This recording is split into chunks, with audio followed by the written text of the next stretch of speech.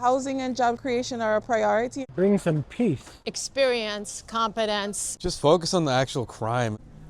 I think New York's next mayor needs to be an individual with a very practical vision and prioritizing job creation for American citizens. For those of us who lived through 9/11, we nearly need someone who's going to have the competence in emergencies to protect us all.